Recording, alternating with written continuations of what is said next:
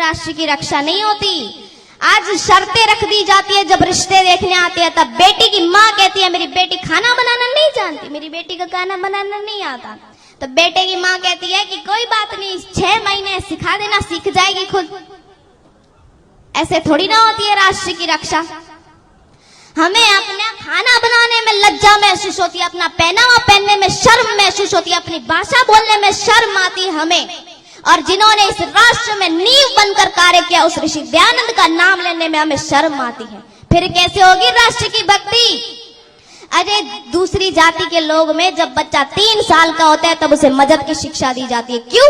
क्योंकि कम से कम अपने मजहब को तो जाने, अपनी भाषा को तो समझ सके। अच्छा आप बताओ, 25 साल के बच्चे की व्यवस्था है आपके पास?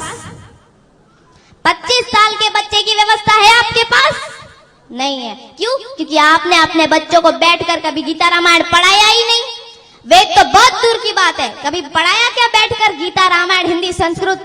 नहीं, हमारे बच्चे रामायण नहीं पढ़ते, गीता नहीं पढ़ते। अरे बच्चों तो बहुत दूर की बात है। यहाँ पर बैठे अधिकतर लोग जिन्होंने रामायण और गीता को केवल दूर से ही देखा है। फिर होगी राष्ट्र की भक्ति? राष्ट्र का निर्माण फिर कैसे होगा? होगा क्या? अच्छा ठीक है। फिर अर्जुन ने अपने राष्ट्र के निर्माण के लिए शस्त्र उठाए थे, अधर्मियों का नाश किया। जो जो अधर्म के मार्ग पे थे उनको सबका नाश किया उस धर्मी लोगों ने। अर्जुन ने फिर शस्त्र उठाए और फिर क्या कहते हैं अर्जुन को योगेश्वर श्री कृष्ण जी? यशोचन वसोस्वम प्रज्ञावादश्च भाषसे गताशु न गताशुश्च नानु सोचन्ति पंडिता। हे अर्जुन, ये देह तो जैसे इस देह में लड़कपन, जवानी, बुढ़ापा, देह तो बदलता रहता, शरीर की दशा बदलती रहती है, किंतु देह वही का वही रहता है। इसलिए तू शोक मत कर और युद्ध के लिए खड़ा हो जा। इसीलिए मैं कहती हूँ कि इतिहास पढ़ाना बच्चों को बहुत आवश्यक है कि नहीं? अच्छा, महाराणा प्रताप का नाम सुना होगा आप में से। महाराणा प्रताप नाम सुना है? अरे स्वाभिमान का युद्ध चल रहा था, जंगलों में भटक रहे थे अपने राष्ट्र के स्वाभिमान के लिए राणा। और कुछ लुहार जाति के लोग भी आए थे राणा के साथ, वो भी बिना किसी स्वार्थ के।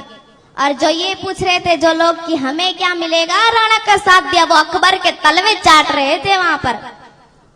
जो पूछ रहे थे, ऐसा नहीं कि गद्दार पहले नहीं थे, अब गद्दार पहले भी थे, जो पूछ रहे थे कि हमें क्या मिलेगा राणा का साथ दिया, अगर लक्ष्मीबाई का साथ दिया तो हमें क्या मिलेगा।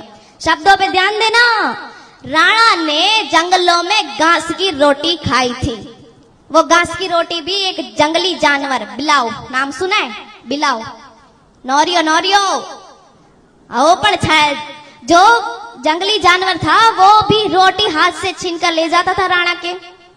फिर भी राणा ने पशु को मारकर मांस का भक्षण नहीं किया।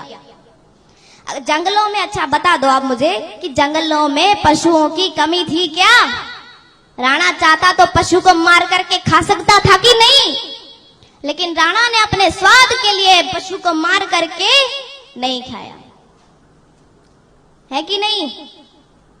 अब बताओ, 14 साल की बेटी मर गई, राणा की गोद में दम तोड़ गई, 3 दिन की भूखी थी, लेकिन राणा ने मांस खा करके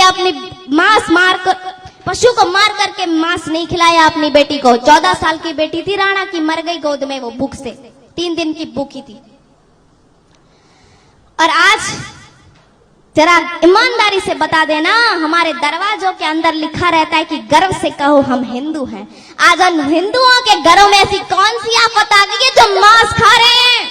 अब तो ऐसी परिस्थितियां भी नहीं है जो मांस खाना पड़ रहा है इन्हें, है कि नहीं?